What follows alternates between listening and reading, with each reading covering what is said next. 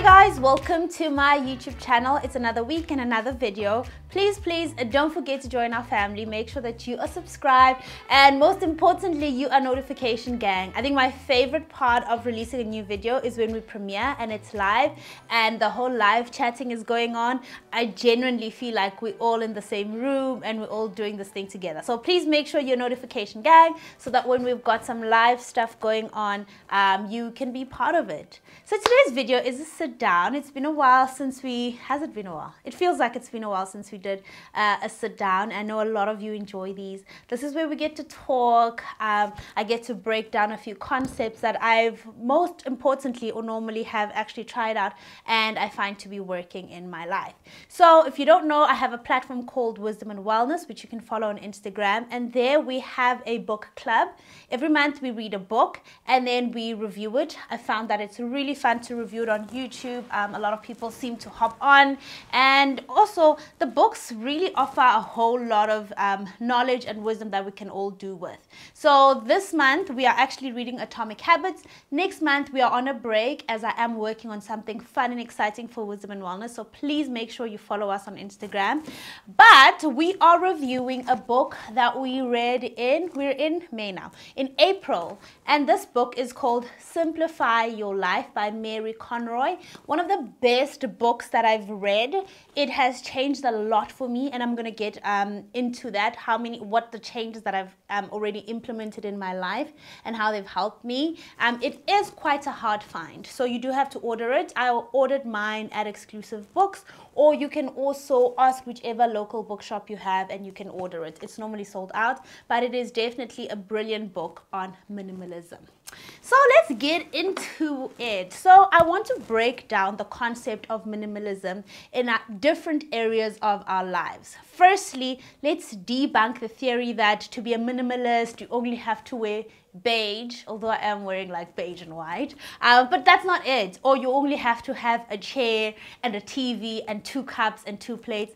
That is not what minimalism is. But I like the definition that she gave, and she says, it is making way for the meaningful and letting go of what holds you back. I think what makes up clutter is not necessarily having 3 pair of boots instead of 1. It's having more shoes than you actually wear, or having more items in your house than you actually enjoy or value or is of use, or doing more things than you actually have to do, or you feel to do, or you enjoy doing.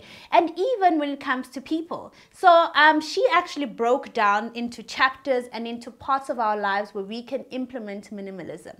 I won't be able to cover all of them, but some of the important ones that I noted are minimalism in your home, in your work, in your money, in your connections, and doing the inside job.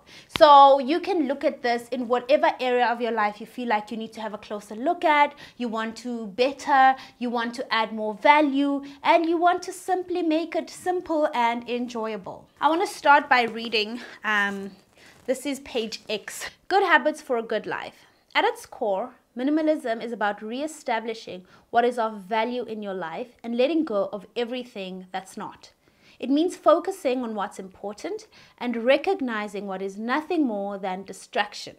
It means learning to listen to your own needs and investing in the greatest asset you'll ever own, yourself. So I love that it breaks down that because we think, or the way the world has sold being a minimalist is that you take away and you do away with things that you love, and that's not the truth. The truth is that it lies on the basis of value, making sure that your life is full of value and that you invest in yourself. And I wrote here, look around you. How many of the items or the things or the people you see actually bring value to your life? I mean, after the pandemic, we know life is short, so much can happen. So why do we walk around with baggage? Why do we continue doing things we don't enjoy? Why do we continue hanging around people who don't make us feel good about ourselves? We really don't have to. We can actually do away with things that don't bring us value and just really focus and invest on the things that bring us joy and bring us happiness. Let's get into chapter 1, cleaning up your home. Firstly, home is your safe space. Invest, Invest in it, love it, and give it attention to make it comfortable and aesthetically pleasing to you. Now, we know aesthetic is quite a big thing, but what's important is that you follow your aesthetic. My home personally is the most important space that I own. It's the most important thing that I have because that's where my peace is. That's where I spend most of my time. So it's really such a reflection of the person I am. Now, take a look at your home. Does it reflect the person you are? Or is it the opposite? And then it says here, do not keep up with the Jones. Invest in quality over quantity. The chapter is quite long and goes into details about how much we spend and how much we waste money trying to keep up. As soon as there's a new kitchen, you want to do it. As soon as your neighbor does this, you want to do it. But ultimately, we should not be getting the cheapest things and collecting more items. Instead, we should be collecting quality items that we know will last us and will bring joy and memories and love into our home. And she mentioned here that a cluttered home equals a cluttered space. And this is actually really practically true. And this is why we sometimes even procrastinate. When my home is not clean, or there's things all over, or my cupboards are untidy, I'll procrastinate doing important things such as doing my work or reading a book and start cleaning up. So ultimately, we want to make sure that our homes are not full of clutter, because that way we have some headspace. We're able to think and we're able to be creative. On page 14, I want to read this because I think it's quite important. So, as well as being generally unsightly, clutter may make you unhappy, prompt you to eat more high-calorie foods, lead to greater family discord, and suffer from high stress. So a cluttered home equals a stressful person. And here it says, clearing clutter is the best way of making room for you and your goals. So this is something one of the reasons why during lockdown, we encourage that you actually create a space for you to work in, because this is directly linked to your goals, directly linked to your work. And so if I want to do some creative work, or I need some fresh ideas, I won't normally work from home. I'll go to a restaurant where I know that something in me will be ignited. But if I know that I want to focus and finish something, then I will sit in my office. So your space really matters and is directly linked to your thinking process and your productivity. There's tips here on how to start your decluttering process, but the most simple one, while you're busy with your decluttering process, hold it in your hand and ask yourself, does it spark joy? If not, then it's time to let it go. Now, I know it's not as simple as that. So what I've done, I do it room by room and over time. So instead of just trying to get rid of everything at the same time, because that can be really overwhelming, I take my time. Maybe this week I'll just clear a few things. The next week I'll realize, I still haven't used this thing. Let's clear it away. And you find someone who can make a good use of it. So think about only owning those items that mean something to you, that either work for you or bring you joy. I mean, not everything is going to make you chuckle with joy like a stapler, but you know that it's of use in your house. And then let's get to the next chapter, work smarter, not harder. This is quite a personal one for me. Over the years, I've been doing a lot of work and I was really getting exhausted. I was able to be very productive and get things done, and I do think that season was very necessary for me because I learned a lot. But I came to a time where I just could not anymore, and I was starting to slack in all areas of my work, and it's simply because I was just doing too much. I was just working too hard. So while reading this book, I started structuring my work life. How do I do less but add more value? On page 42, she asked this question: is there clutter in your work life that's using too much of your time and energy? My answer was yes. I even wrote it down here. Is there unnecessary excess that's leaving too little room for intentionality? Are you getting distracted from the point of your role? Is your job distracting you from your commitment to yourself, to leading a life that's characterized by integrity and by devotion to finding your true passion?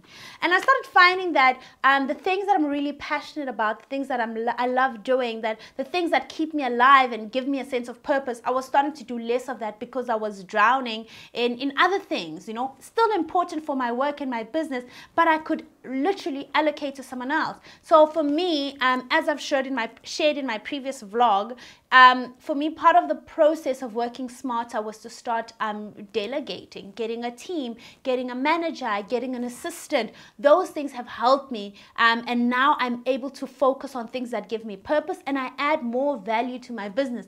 Initially, you'll feel like, oh, I'll lose money, but you actually make more money because you're adding more value and you're creating a community, you're creating more jobs. So that's part of the way, that's my personal story on how I worked smarter, or I'm starting to work smarter and not harder. And as mentioned about purpose, she mentions here, work is more than paying bills. It's about finding purpose. I know a lot of people will jump to, okay, should I quit my job because I don't like it? No, but find purpose and meaning in what you are doing. Because at the end of the day, every job has its tedious parts. Every job has the parts that you don't enjoy. But at the end of the day, you need to find something. You need to find purpose in what you're doing. And most importantly, work smarter and not harder. And then she says here, when you clear away the clutter, you free up the mental space to determine your passion and calling. When you clear away the clutter, you can decide for yourself what true success looks like and how you can set a course to it. And Brendan and I always talk about this on Our Love Journey, that success to him is not what success is to me. And success to me is not what success is to him. But it's important to find out what success is to you so that you can align your goals accordingly. Not all of us have to work 12 hours a day or 8 hours a day or 10 hours a day. I mean, I've found now that I work 4 hours a day, and some days I'll work 12 hours a day. But that's because I know the goal. The success line is really, really clear. I'm working smart and not hard. Whereas before, when it was just me, if I'm not doing creative work, if I'm not coming up with concepts, I'm busy with clients, I'm busy making sure everything is paid, I'm doing admin, responding to emails. That way there's no time for headspace. So you have to pick, what is it that I add more value to and what brings me alive, and how can I make sure that the other things I either delegate or find a smarter way of working. And an important one of being a minimalist in your workspace is the power of no. There's absolutely nothing wrong with saying no. You're allowed to say no. You're allowed to go home a little earlier. You're allowed to make decisions or give answers that also are of value to you as a person. On page 68, Mary asks us, is this the situation that I really want?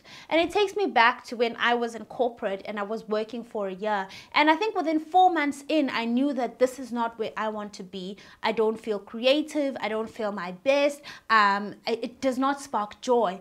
And the next month, I started making plans of exit and into something else. So even with you, I'm not saying leave your job. I'm not saying close your business down, but really ask yourself the hard question. Is this the situation I really want? And you've got the option of, how do I make it better? How do I grow in this situation? Or how do I start making plans to exit this situation? So in your workspace, because work makes up so much of everything that we do, it's important that it adds value to your life and doesn't take away. So you work harder, we work smarter and not harder. I'm not going to go through the money chapter because I think it's principles we've discussed before. Most financial people, financial books are really genuinely saying the same thing. And I've mentioned some concepts that I got from Dave Ramsey, who's absolutely my favorite. And in this book, she basically says the same thing. So you can have a read in that. I'm not going to go through it, but I'm going to go to chapter 4, and it's all about cleaning up your connections. And connections, this is our relationships. She kicks off the chapter by saying, relationships are good for us, and each friend represents a world in us. The benefits of having relationships reduces stress, you feel a part of a community, and it improves your confidence. It really, really does help to have people around you and to invest in those relationships. Yes, it's nice to have a nice home, as we spoke about in chapter 1, that is decluttered. Yes, it's nice to enjoy your workspace, but more importantly, you need people and good people to celebrate all those moments with. Now, this is important, and I really did focus on this.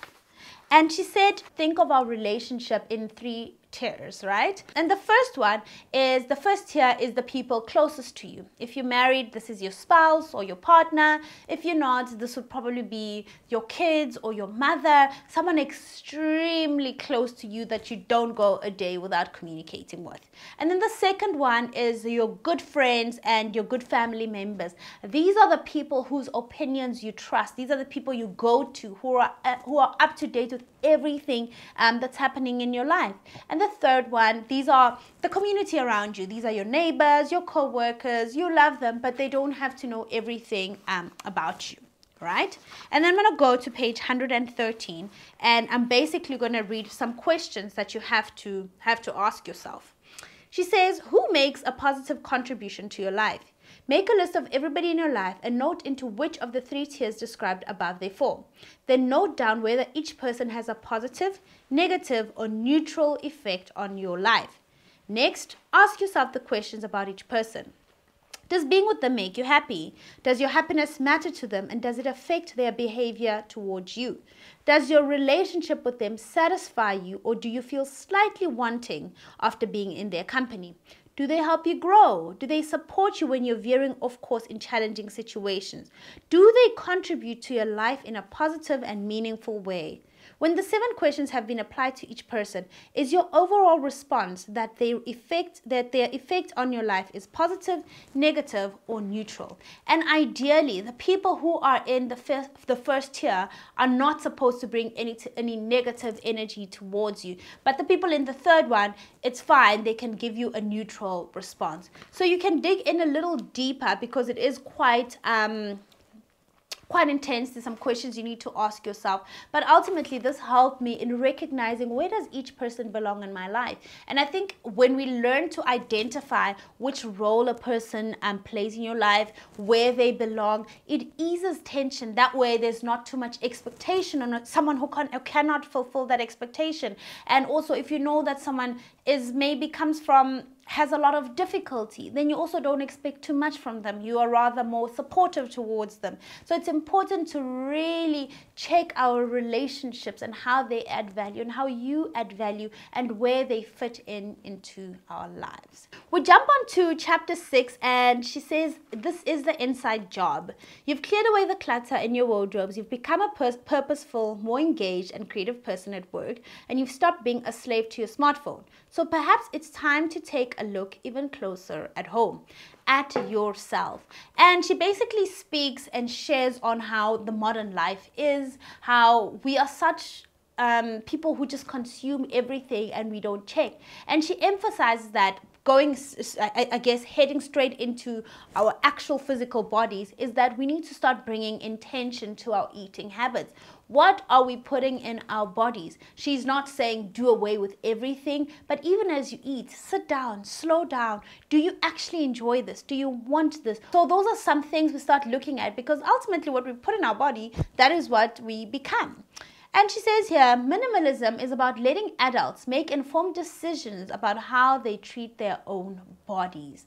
Remember, it's about adding value. And I will always make the emphasis on what value are you adding to your own body? Do you have time to exercise? Do you at least drink some water, or make some positive changes, or do some dancing? Do things that make you happy and feel good. And she says here, listen to the needs of your body. In page 181, she says at the bottom of the page, if your health is your wealth, then taking care of your body should be something that you schedule into your week. Remember, if you've read the 5 a.m. Club, or if you've read any of Robin Sharma's books, he always makes note that whatever you schedule is what gets done. If you don't schedule something in, chances are it won't get done. I've gotten to the point of I even schedule in or write in the meals that I'm having for the day. That way, when I start craving something that's not in my meal plan, it's easier to say, no, actually, that's not in my plan. And I stick and I prepare for the meals that I have in mind. I even go as far as writing down the exercise I plan on doing for the day. And I write down date night, write down play with the kids, all those things. I write them down and schedule them in so that I know that I'm making time for things that add value to my life. Page 188. my favorite topic. She talks about mental health, and she says a minimalist lifestyle offers us the opportunity to practice mindfulness of things, and she gives us a few things to consider when it comes to minimalism and our mental health. And she says, think minimalist, maximize your mental health. And just a few points that I'm going to read, they're much more elaborated, that could help us. But I mean, just starting with the basic line could give us an idea. And she says, number one, live in the present. We always talk about being fully present. Number two, complain less. Number three, celebrate your achievements. We tend to overlook this. Number four, stop criticizing. Number five, practice gratitude. These are some of the things that can add value to your life and take away things that really don't add value to your life. And as she said, think minimalist and maximize your mental health. And in conclusion, the most important part of all of these concepts is taking care of yourself, because the common denominator in everything is that you bring you to your home, you bring you to your relationships, you bring you to your workspace, to your money. You're the common denominator. And if you're still filled with clutter and unnecessary things, everything around you will basically reflect that. So I urge you or encourage you to really get this book. It's such a mind shifter, and it's one of those books you don't read once as well. You just take along with you, and you can always dig in.